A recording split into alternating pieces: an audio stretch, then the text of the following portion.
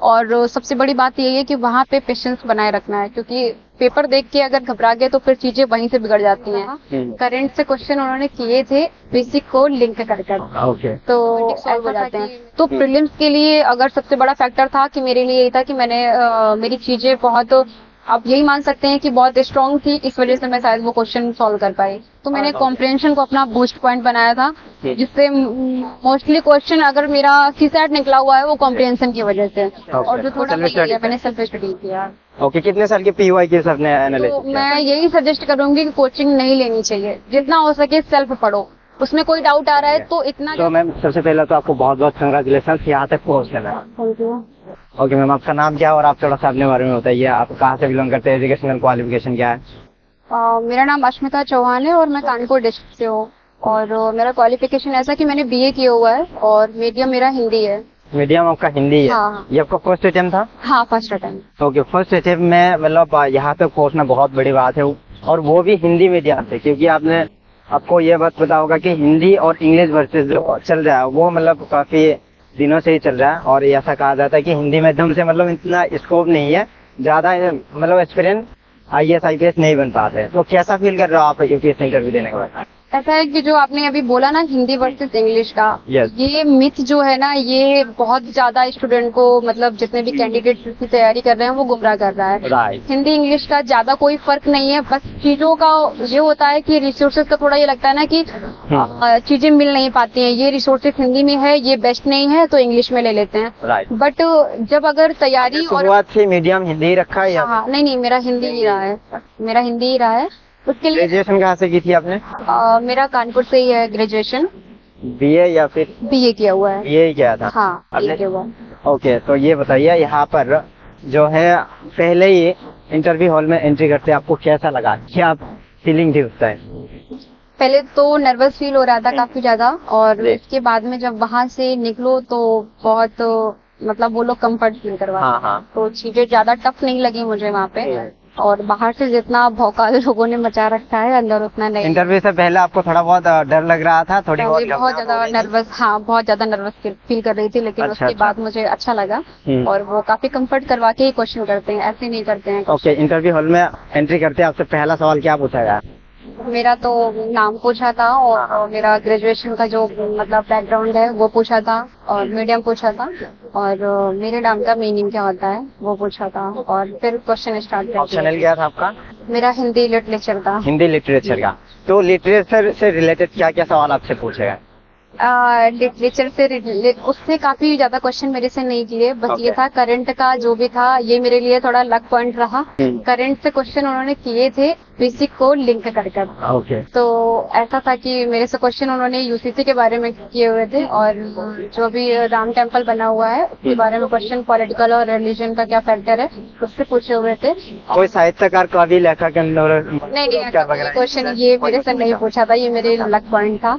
और मैंने जब डिसाइड किया था कि नहीं पूछेंगे, लेकिन नहीं पूछा था। तो मेरा कोई सिचुएशनल सवाल था? नहीं, सिचुएशन बेस्ड भी कोई क्वेश्चन नहीं था। होम डिस्ट्रिक्ट से रिलेटेड?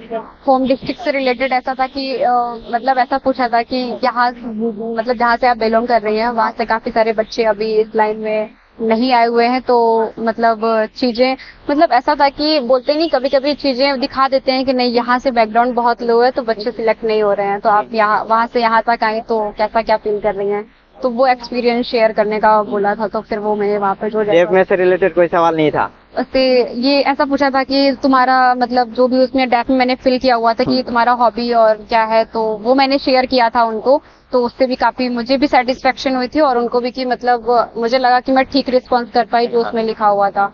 तो वो सारी चीजें भी बहुत अच्छे से बेटर होगी, और मुझे थोड़ा अब अच्छा लग रहा है। ओके मैम, अभी हम बात कर लेते हैं थोड़े प्रिपरेशन से रिलेटेड।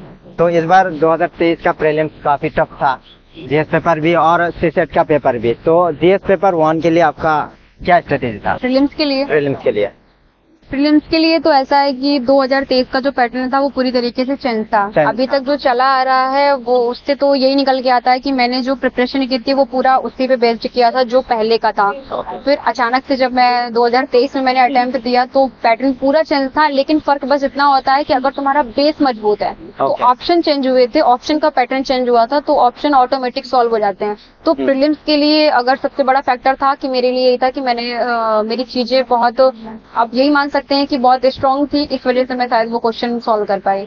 जो सीसेट का पेपर था काफी टफ था और आपकी ह्यूमैनिटी बैकग्राउंड है, तो कैसे मतलब अपने सीसेट को स्कोर किया? सीसेट के लिए सबसे ज्यादा ये होता है कि तुम्हारा उसमें रीजनिंग और मैथ और तुम्हारा कॉम्प्रिहेंशन आता है, उसमें से ये देखना पड़ता है कि तुम्हारा कौन सा स्ट्रॉन्ग पॉइंट है। अगर उसमें से तुम्हारा एक भी स्ट्रॉन्ग पॉइंट है तो कोशिश करो कि 2 करो। अगर किसी का कॉम्प्रिहेंशन बूस्ट है तो कोशिश करो कि रीजनिंग भी उसके साथ लेके चलो। अगर मैथ नहीं आ रहा है तो मैंने कॉम्प्रिहेंशन को अपना बूस्ट पॉइंट बनाया था, जिससे मोस्टली क्वेश्चन अगर मेरा सीसेट निकला हुआ है वो कॉम्प्रिहेंशन की वजह से, और जो थोड़ा बचा था वो मैंने रीजनिंग से कवर कर लिया। मैंने मैथ प्रैक्टिस करते थे।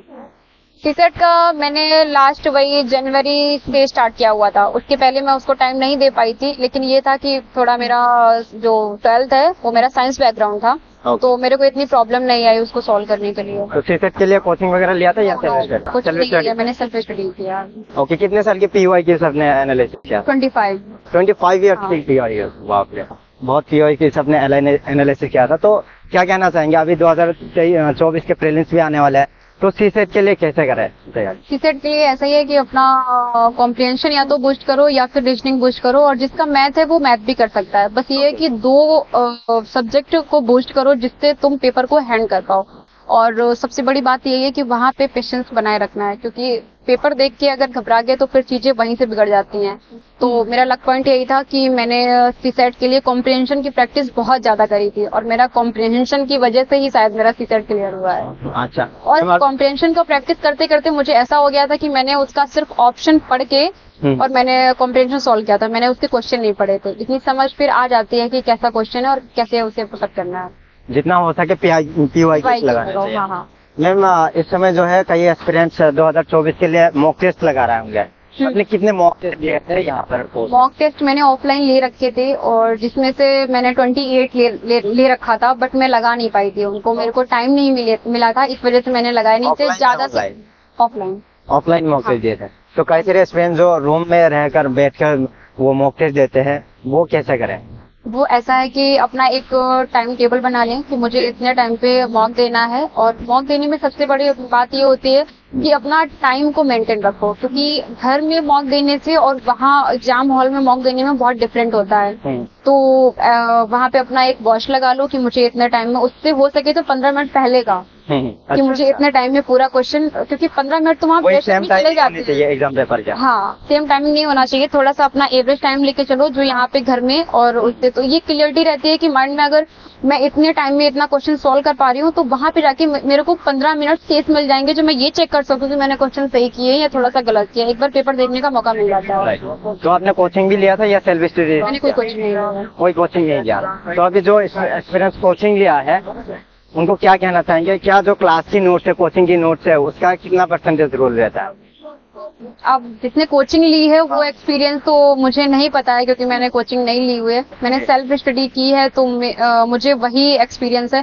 तो उस हिसाब से ऐसा है कि कोचिंग लेना कोई जरूरी नहीं है कि तुम कोचिंग लो, सेल्फ स्टडी के भी निकल सकता है। लेकिन जो हवा बना के रखा है कोचिंग वाले, हवा तो भाई हमारे पास आओ, 1-1.5 साल में आपको IAS बना देंगे, IPS बना देंगे, तो इसके बारे में क्या कहना चाहेंगे? क्योंकि कोचिंग को जो है बहुत बड़ा बिजनेस बना रखे हैं कोचिंग वाले, तो उसके बारे में क्या कहना चाहेंगे? क्या वो कोचिंग का जो ये आपने बोला कि हवाबाजी बना के रखा है, तो रियलिटी यही है। और इसमें ज्यादातर जो हिंदी मीडियम वाला एक्सपीरियंस है वही फंस जाता है, क्योंकि इंग्लिश मीडियम वाले तो सेल्फ स्टडी करते हैं ज्यादातर।